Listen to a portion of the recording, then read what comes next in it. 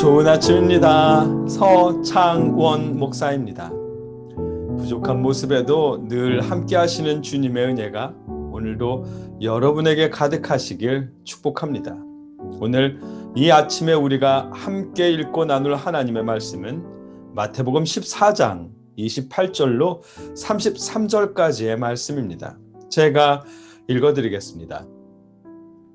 베드로가 대답하여 이르되 주여 만일 주님이시거든 나를 명하사 물 위로 오라 하소서 하니 오라 하시니 베드로가 배에서 내려 물 위로 걸어서 예수께로 가되 바람을 보고 무서워 빠져가는지라 소리질러 이르되 주여 나를 구원하소서 하니 예수께서 즉시 손을 내밀어 그를 붙잡으시며 이르시되 믿음이 작은 자여 왜 의심하였느냐 하시고 배에 함께 오름에 바람이 그치는지라 배에 있는 사람들이 예수께 절하며 이르되 진실로 하나님의 아들이로소이다 하더라. 아멘.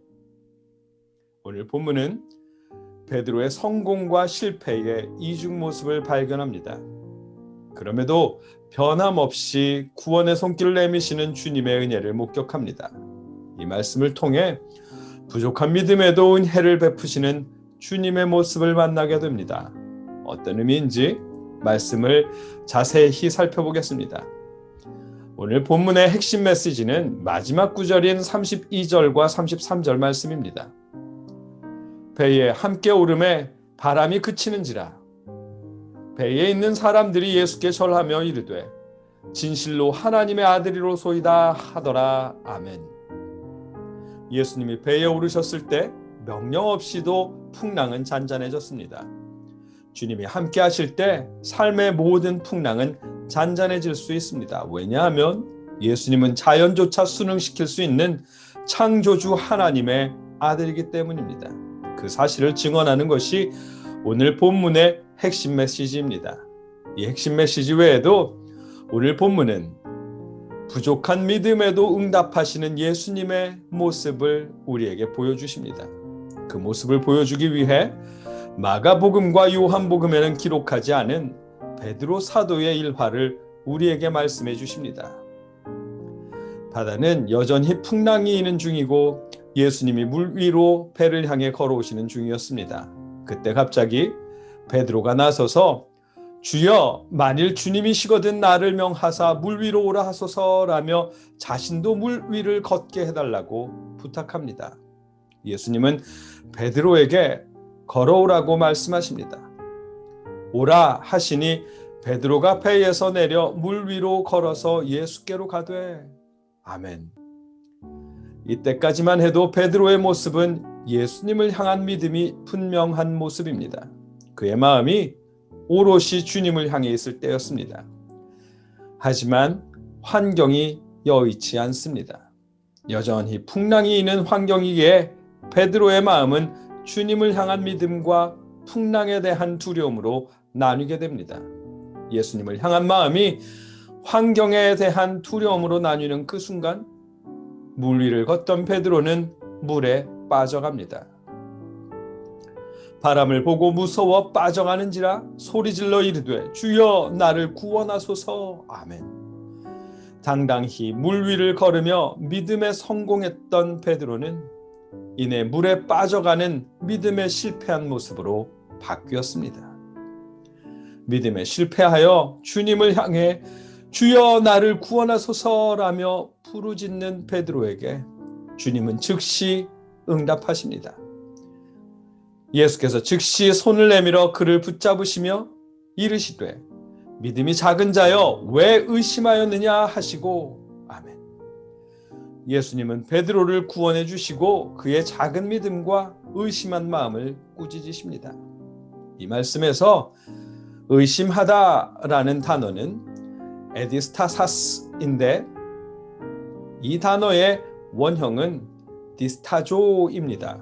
그 의미는 무엇인가에 대하여 마음이 두 갈래로 나뉘어지다라는 그런 의미의 단어입니다. 예수님을 향해 물 위를 걸어가던 베드로의 믿음이 풍랑을 보는 순간 주님을 향한 믿음과 환경에 대한 두려움으로 나뉜 것입니다. 두 갈래로 나뉜 베드로의 마음, 그의 충만하지 못한 믿음을 아시면서도 주님은 즉시 베드로를 구원하셨습니다. 이처럼 부족한 믿음에도 응답하시며 베드로를 구원하시는 예수님의 변함없는 모습을 오늘 본문이 우리에게 말씀해 주십니다. 구원은 베드로의 믿음의 대가가 아니라 예수님이 베푸시는 은혜였습니다. 이 사실은 우리에게 감사의 이유가 됩니다. 날마다 믿음 충만하게 살고 싶은데, 오직 주님만 바라보며 살고 싶은데 세상에 살면서는 쉬운 일이 아닙니다. 산속에 들어가서 주님만 바라보며 혼자 살아도 쉬운 일이 아닐 터인데, 하루도 바람 잘 날 없는 세상에 살면서 믿음 충만한 삶을 사는 것은 우리 힘으로는 어려운 일입니다. 많은 신앙 서적을 내신 유명한 목사님들이 이런저런 문제로 넘어지는 것만 봐도 알 수 있는 일입니다. 우리가 그저 주님께 붙어 있는 것만도 주님의 은혜입니다. 오늘 본문 말씀에서도 불과 6시간 전에 오병이어의 기적을 경험했고, 몇 분 전에는 물 위를 걸으시는 주님을 목격했습니다. 당장에 주님의 힘으로 물 위를 걷던 베드로조차 물결의 시선을 빼앗기는 순간 마음이 나뉘었습니다. 우리의 연약한 믿음의 모습입니다. 그렇게 연약한 믿음에도 주님은 변함없이 구원해 주셨습니다. 주님의 변함없는 은혜가 오늘 여러분에게 임하시길 축복합니다. 구원은 주님의 은혜입니다. 구원은 잘 믿은 대가가 충성의 대가가 아니라 하나님의 사랑이고 주님의 은혜입니다. 주님의 은혜에 감사하십시오. 믿음이 부족하다 여기며 자책하는 대신에 부족한 믿음에도 구원을 베푸시는 주님께 감사하십시오. 그럴 수 있기를 기원합니다. 세상에 살면서 수시로 흔들리는 믿음이지만 그럼에도 변함없이 구원을 베푸시는 하나님의 사랑이 여러분에게 임하시길 기도합니다.